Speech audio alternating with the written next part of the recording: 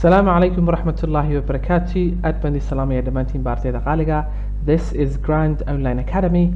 عشر كيني بينو سي وطنينا ان كورسكينا هلقا سو شقايا هلا صدرة انت آن شوابها لصدرين وياهي lesson 5 driving and directions. driving and directions وعشر كشنات page 38 هي 39 38 هي 39 38 وصدن يسديد يصدن يسجل لبدا page بينو لما يسترنا إن شاء الله وياهي driving وقاري كحينتا and directions هي جهوينك سادو كلا تقانا تاسين برانينا وياهي driving marked قاري ودك ورن okay Elizabeth iyo Jonas ayaa sheekaysanaya. Hey Jonas, how was your road trip to Chicago? magaalada Chicago road tripkeedu soo ahaa marka hore waan akhrinaya kadib baan macnaynaya. It was a nightmare, one disaster after another. It was a nightmare, one disaster after another. What on earth happened? Well, I offered to give my girlfriend's brother a ride to Philadelphia. It was a bit out of our way, but that wasn't the problem. The problem was that he's a super annoying backseat driver. Really? Yeah, like getting on my case for forgetting to use my turn signal before merging, or telling me that I should get out of the exit only lane. On and on for about 4 hours. My mum is like that. I mean, it's okay that she reminds me to buckle up, but I wish she wouldn't scream, "Slow down," every time I go a tiny bit over the speed limit. Exactly. So after we dropped him off in Philly, we got stuck in a major traffic jam for over an hour before I finally managed to get off the highway and take a different road. But then there was a detour due to road work and we got lost for another 3 hours. Wow! That's nuts. Was it pretty smooth sailing after that? No, it gets worse. We made a pit stop outside of Cleveland and I was in such a rush to use the bathroom that I locked my keys in the car. Oh no! After shelling out $50 for a locksmith, we were back on the road, but then the engine started overheating and I had to pull over. I think I would have given up if I were you. Yeah, but we were already over halfway there by that point, so I was determined to keep going. By that point, so I was determined to keep going. Just as we were getting to Chicago, another driver cut me off and I had to slam on the brakes to avoid crashing into him. Geez, I didn't know Chicago drivers were so aggressive. Unfortunately, the woman behind me was talking on her phone, and when I stopped suddenly, she rear-ended me. No way! Was your car badly damaged? Nah, it was just a fender bender. My insurance will cover the repairs, but the whole trip was really stressful. Next time I'm just booking a flight. So this is a conversation between two people, Elizabeth and Jones. So the guy Jonas, he had a road trip. safar dheer buu soo galay marka gobol Mareykanka kamid uu ka soo kaxeeyay gaariga ilaa gobol kale marka waa road trip okay waa wado dheer ilaa waxa la soconaya 400 kilomitir meelaha.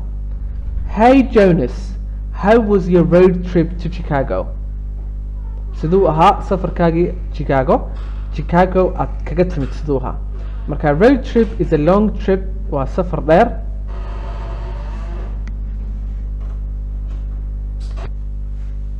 road trip to Chicago it was a nightmare one disaster after another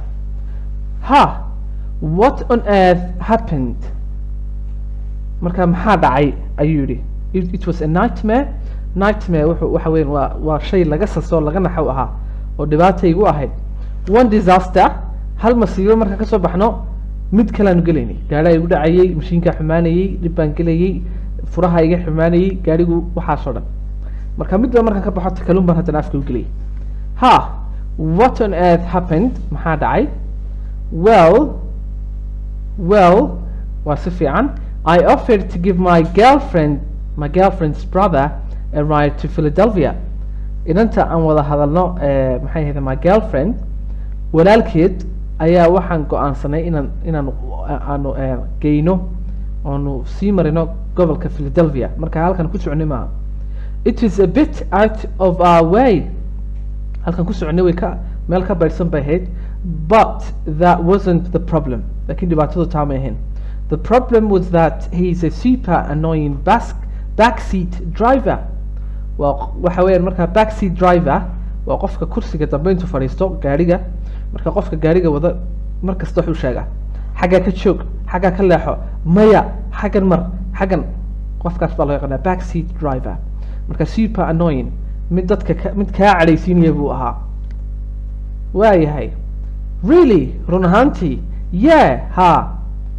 yeah like getting on my case waxyaabo kulu sameynaya waxaa kamid getting on my case for forgetting to use my turn signal before merging marka waxaan iloobay buu yidhi inaan shido turn signal marka turn signal soomaaliga waxa la yidhahdaa birbidhaha marka markaad leexanayso ayaad u sheegaysaa gawaarida kale inaad xaggan ka leexanayso marka taasina waxa weeyaan dhibaatadiisu way ahayd marka kaasan iloobay mar inaan shito before merging intaanan leexan or telling me that I should get out of the exit marmarka qaarna wuxuu ii sheegayba meel gawaaridu ka baxda oo keliya inaan maro marka khalad buu sheegay only line and on for about 4 hours wuu igu celcelinayay muddo 4 saacadood so he got super annoying wuu cadhooday super annoyed my mom is like that hooyadii baa sidaasa marka gabadhiiba kalaasaa ku leh I mean it's okay waa caadi that she reminds me to buckle up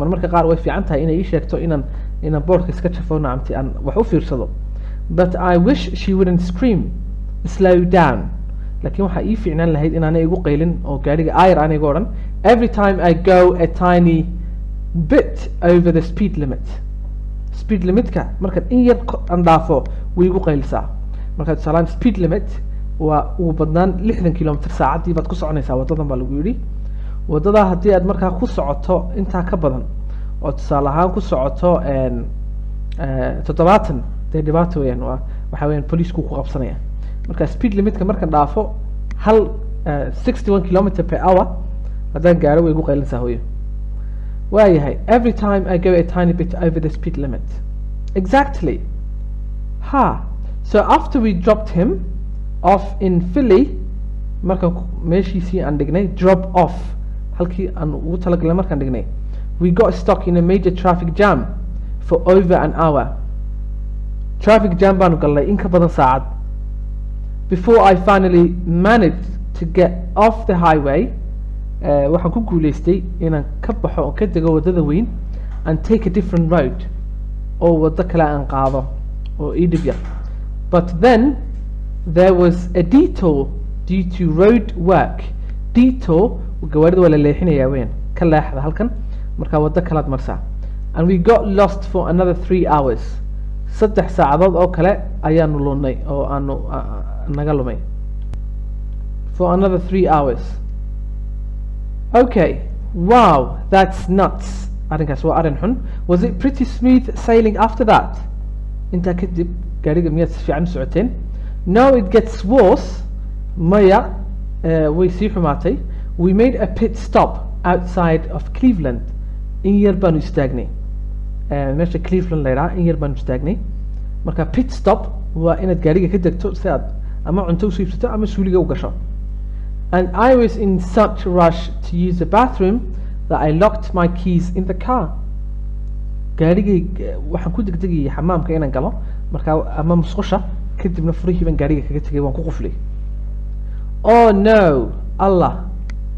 After shelling out $50 for a locksmith, $50 oo hayn oo aan ku talagelin ayaan siiyay kuwa loo yaqaan locksmith.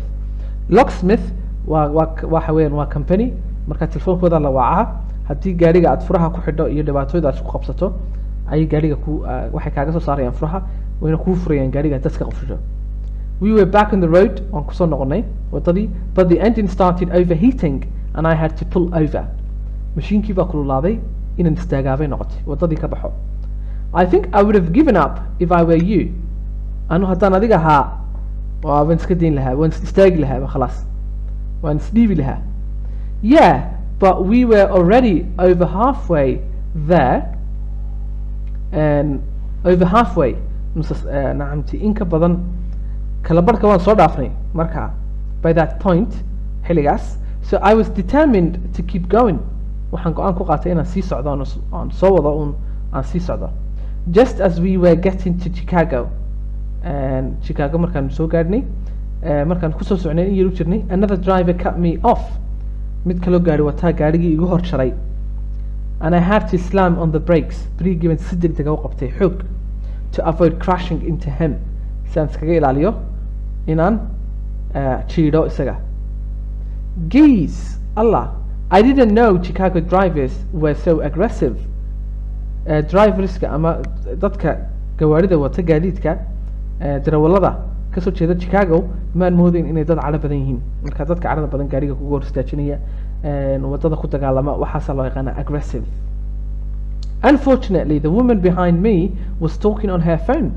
gabadha aniga gaariga iga dambeysay telefoonka ku haltiisay and when I stopped suddenly marka si dhaqsaa u istaagay she rear-ended me. xagga dambe ka gashay gaarigayga ilaan brigaad ku hor qabatay. No way, maya. Was your car badly damaged? gaarigaaga ma dhib weyn baa soo gaadhay? Nah, maya. It was just fender bender. shil yaroo aan badnayn bay ahayd. My insurance will cover the repairs. Insurance-ka iyo caymiska aan ku jiro ayaa hagaajinaya gaarigayga. But the whole trip was really stressful and nacamti wuxuu ahaa safarkoo dhani stressful mid aad u cala badan buu ahaa. Next time marka dambe I'm just booking a flight. diyaaraddan iska soo raacaya marka dambe ku imanayo diyaaraddan soo raacaya waan ku silcay waana ku dhintay wax la soo raaca maaha gaarigu. Okay, thank you very much my dear students. That is the end of the lesson. Make sure that you work hard and make sure that you do the lessons. casharada soo qora kusoo dira conversation groupka dadaalku waa xaggiina aniguna dadaalkana casharada idiin soo dirno idiin macnayno weeyaan. Thank you. I've already seen many active students. I've already seen many clever students in your class. So keep working hard.